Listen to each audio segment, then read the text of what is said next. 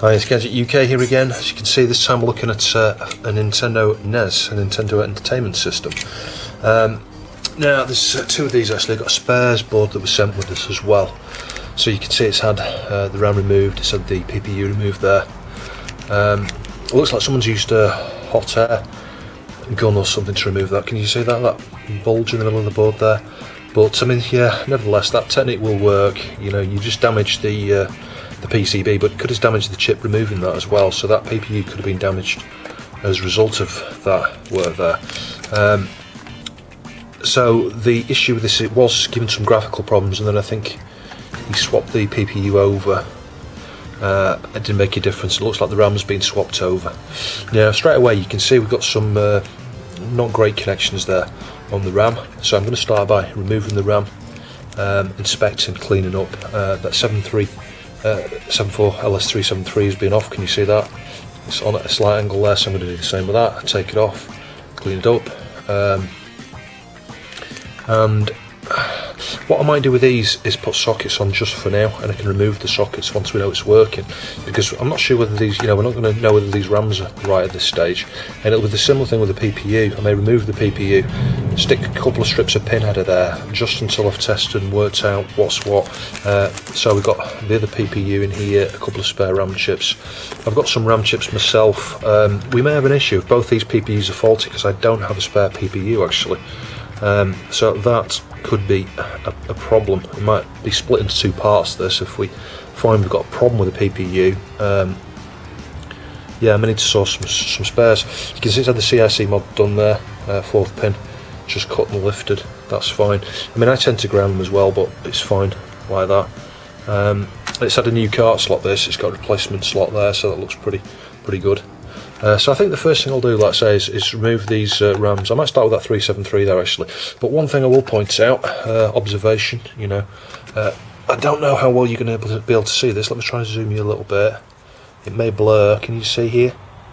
That pin's not connected.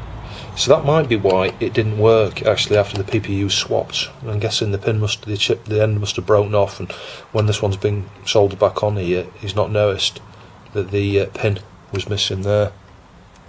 And I think there's a couple of wires to deal with maybe damage. It could also be to do with the mods he's been trying to do to this, I'm not sure. But it could be something as simple as that. I might just do that to start with, just join that one pin up and retry it and see what happens. So all I've done here is remove the cart slot, clean up the edge connector, which I'll show you in a minute. It was just given a grey screen, and if I just hold this down and we connect crop clip here, so between pins 1 and 2 here, this is where the power switch goes, and you can hear it's working.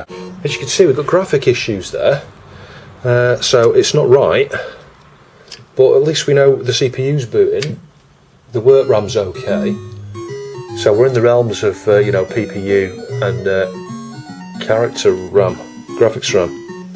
The only thing I'm not going to do is remove the work RAM. I mean, you can see sprites moving around there actually. That would suggest to me that we're looking at perhaps a RAM fault. I mean, it could be a problem with the PPU. But I think RAM is perhaps most probable, or that 373. I can't quite remember where the 373 sits in the schematics. So I think the first thing we're going to do is remove the RAM actually related to the graphics side of things there. We'll deal with that first. But yeah, I'm thinking this is the character RAM down here actually, just because it's right next to this 373 and the PPU here. This is going to be related to the CPU here, so I think we can rule these out for the moment, despite the fact we've got some questionable solder there. But I can tidy that up. I can tidy the solder there as well.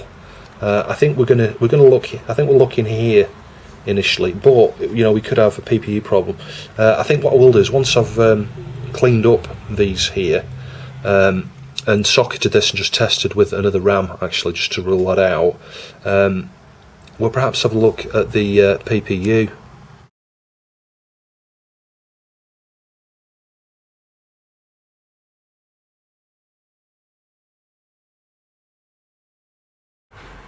So we're dealing with this chip here initially, so I'll just get the thing off there.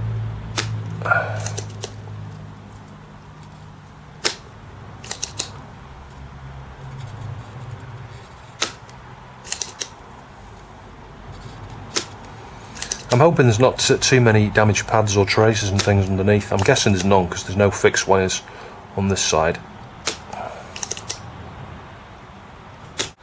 But you know, this will be the second time this has been off here like this. Now, one of the problems with the NES, ideally I would fit sockets. You know, if this is a standard 8-bit home micro, I would fit sockets for these and leave sockets on. But because of the shielding and the way this system is assembled, there really isn't the clearance there inside the case, you know, when it's assembled, to have sockets. I think, I could be wrong. I guess if you don't put the shielding back on, it might be okay. So most of the solder's off that side there. I mean, you can see that chip's not flat either. I'm surprised, you know, these aren't flat. And you can see most of the pins on this side have got the solder removed, but we've got some big blobs of solder there. So all I'm going to do is put a bit of flux here, some chip quick flux, and use the desolder braid to clean up this side, and then just, you know, use the solder pump again from the underside on those last few pins, just to make sure. There's one here as well that's got a little bit of solder. I might remove that from this side, and then just very, very carefully try and remove it. You know, I'll use the pliers there just to pivot on those pins, as I've shown in many other videos, to snap them off the edges and free them up, you know, and just really super carefully remove that.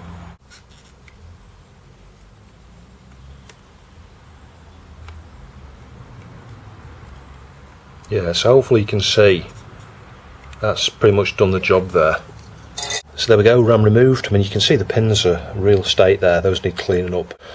I'll use some desolder braid to get all the solder off there and straighten those up, but the chip's off and you can see the board there, so you know, we need to clean up around there now with some IPA and cotton buds, and then just inspect, because that's the other thing, you know, these have been removed and replaced. We could have trace damage. It may well be the chips that are on there now are okay, but it's just a small bit of damage or something. But I mean, you know, look at the colour of that. I would have cleaned that up before I stuck the other chip on for sure.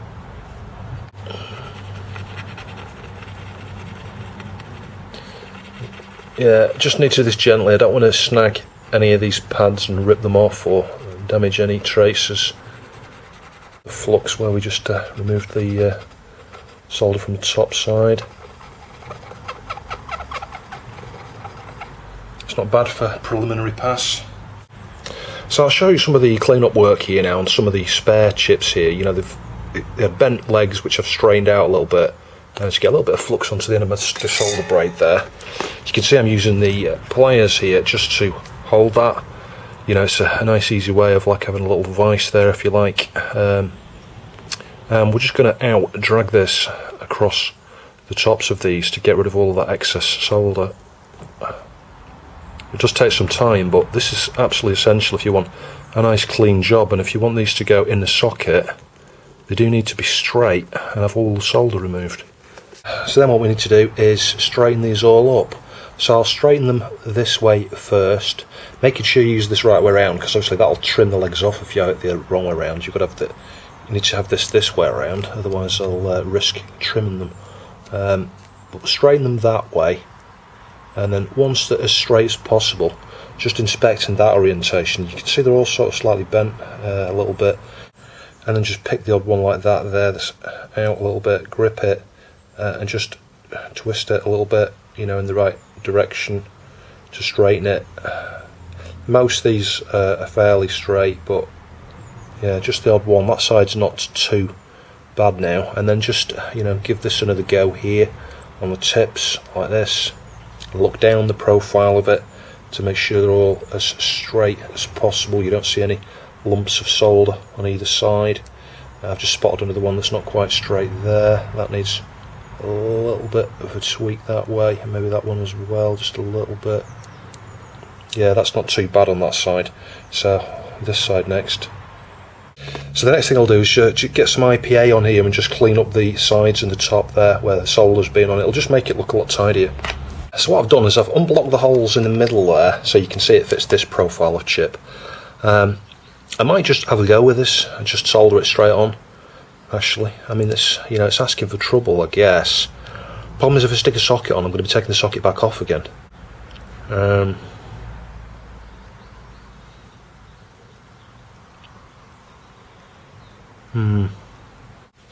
What I might do, just temporarily, is stick 3 strips of pin header on there actually, just so we can actually test this actually, because I can remove that afterwards. It's just going to be beneficial because I can then test out all these RAM chips. I can test the, the 3 I've got here. I've got another spare one. I've got the one that was originally on there. It might not be that chip yet. We may find they've got the same problem with this one on.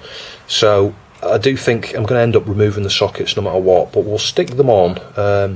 What I may be able to do actually is leave 1 row on there actually. Yeah, I could leave the pin header there, that's not going to interfere. So I'll only need to remove 2 of the strips of pin header there, that'll make it a bit easier. But if I put 3 strips of pin header there, it will accommodate either type of SRAM here. So we'll do that. I'll go and get some turn pin, inline turn pin, and stick 3 rows there.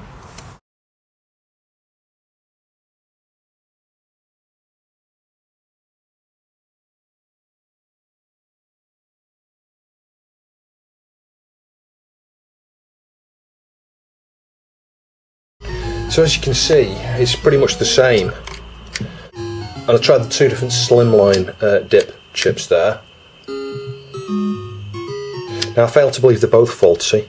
The other thing we can do is I'll just use the dip extractor here and remove the PPU SRAM, because this is a valuable test as well actually, just to see what we get with no SRAM there. Same thing actually. So that could indicate a PPU fault or a problem with that 373. So I think it's the next course of action, the fact that we've got the same behaviour with or without an SRAM in here, using the 2 different chips, and the 3rd one that was originally on there, the wider one. We'll remove this 373 next, just to inspect the trace, the board there, and I can swap out that for another 373. So as you can see, 373 removed and cleaned up both sides, no pad damage or anything there. So I ruled out the cart slot there, it's exactly the same. So I'm not sure the RAMs that I've been testing on here are any good, but I've just tested one of my working RAMs and it gives the same thing actually. Well, the same thing as we saw with the original one that was on here, like more of a greeny sort of blocks, but this one's kind of giving light blue ones, and the other one is as well. So I think the 2 RAMs off the other board are an issue. I think the only thing that remains here is the PPU. And obviously the solder points are pretty bad round there, so I think we'll get the PPU off next and try the other PPU. So as you can see, PPU came off. We've got a pad missing there, and just a couple of damaged traces up here, but they're okay. I don't need to stick wire links or anything. They're okay. It's holding together. It just looks a mess, really. Although it's looking better since I've been doing some of the work around here. We will need to obviously remove that socket if this works with the other PPU. But I suspect the other PPU is not going to work, to be honest. It's from a spares board, and it's the one where it looks like it's been heat gunned off. It's there. You can see someone's heat gunned that off. I'd be amazed if that works after it's been heat gunned at between 500 degrees C. Well, the moment of truth, I've swapped out the PPU, and as you can see, it's working. So it was the PPU. I mean, it was awful under there. It really was. The way that the chips had been sort of taken off the board and put back on. They were in a bit of a state. So I just need to clean up the board now. One of the RAMs doesn't work. This one. One of them does, which is good. I guess what I could do is put the other RAM back on, actually, but it's a bit risky because I'm just going to keep having to solder and desolder things and stuff. But if I do that, at least I'll be able to test that one at the same time, and then I can give him back some spares that I know work. The big problem with these, like I say, is that the fact you can't stick sockets on there, because there's just not enough space inside the shield in there to accommodate a socket. I'll just power that back up again. We should get the music. Yeah, there we go.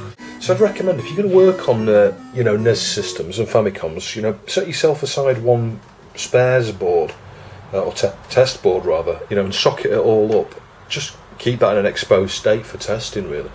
It just makes it super easy to then test some of these chips, because without that, you're kind of in the dark. I've taken a risk here at every stage swapping these chips, which is why I went down the whole approach of socketing the RAM there, just temporarily. But at least this is working. That's the main thing. One thing I would point out is if you use a single inline turn pin like I did, it's really super hard to get it off actually, and I did damage a couple of traces removing it. What I wanted to do was try and relocate one of the strips there into another position so I could test the wider chip. But I've just decided it's a bad idea. What you really need to do with one of these is just stick a socket on there and leave it. As soon as you start trying to remove sockets, well, a normal socket's alright, you can cut it up fairly easily. But what I tried to do was cut up the socket that was on there, and because it's so stiff, as soon as you snip into it, that's it, you break the pads straight away, even though you've not done any desoldering at that point. So it's yeah, it's super hard to do. So yeah, as you can see, got one little wire link here joined up, and one on the underside just going to one of the wires down there. So a bit unfortunate, but I mean, this board, you saw the state it was in when it came anyway. And as you can see, you know, all the chips are soldered okay on there. Let me just disconnect the power. Something else to be aware of, when I looked at the pinouts for this, yeah, your switch is there, but it's 12 volts across there, and your 5-volt rail is here. So be super careful your crock clip doesn't go to the side there, because you could, you know, if you're testing this way here to bypass the switch, you could, you know, kill everything on there by feeding 5 volts into everything. But, you know, as you can see, the chips look a lot better now, actually. You know, that 373 was floating. In fact, 2 or 3 of the chips are floating. The PPU was kind of floating. It looks alright. So, yeah, aside from those 2 small wires, at least it's working fine. So it's been running now for around 2 hours, no problems at all. I've just swapped a few games a few times to different games here and left it running the demo and stuff. No issues at all, no graphical issues. What was happening, I don't know if I mentioned it at the start, but what was happening before you know, the garbage you saw right at the start, I think the last thing it was supposed to be doing was, you know, the title screen was come up okay, and after about 30 seconds the graphics went weird. It's like, you know, when it warmed up. So I've got no idea, you know, what happened in transit, what happens with the PPU, etc. You know, the one that was on there originally. It did seem logical to me to go through and just investigate the work that had been done there, and go through them step by step. You know, starting with the RAM there, the SRAM on the video side, and then the 373, because that was kind of like floating off the board a bit. It was a weird angle, and you know, with things like that, really, when I see things like that, alarm bells ring and I start thinking maybe there's a damaged trace, you know, because it's easy to miss. That's the thing, it's easy to miss if you're not experienced and you've removed a chip and swapped it over and not put a socket there. It's easy to miss, and even if there was a socket there and the socket was flowing, I'd still be removing the socket actually, just to, you know, give me some peace of mind. And I think that's one of the things when you look at something somebody else has tried to repair, you almost have to start from the beginning.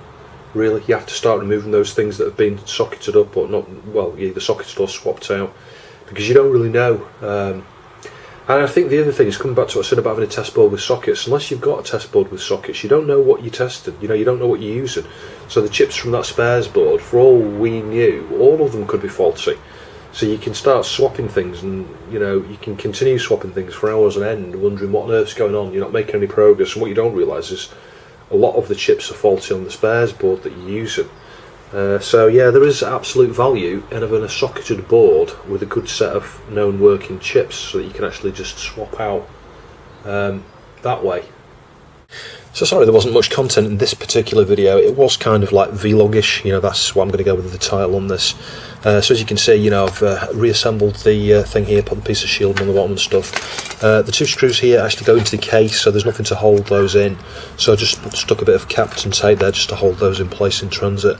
I'll just wrap this up now, you know, stick some card around it here to reinforce it. The way it came out to me, actually, the way it was shipped. And hopefully it'll get back in one piece. Yeah, so I'll stick the spares board in here as well. I'll remove the CPU for him as well. So in an ESD bag, we've got the original CPU, the failed PPU. I put a cross across that. One of the RAMs across that. It was one of those long, thin ones. And that was the benefit of getting those sockets on there. Without the sockets, I wouldn't have known that that RAM was faulty, actually. So I would suggest that that was what was wrong with this board. You know, this original spares board here. Considering the RAMs came from this, yeah, that's why when the PPU was swapped out from this one, that worked okay. And I suspect the CPU's alright on this one. I suspect this board, all it had wrong with it was a faulty RAM, actually. Anyway, hopefully you found that interesting. Thanks for watching. I'll see you soon.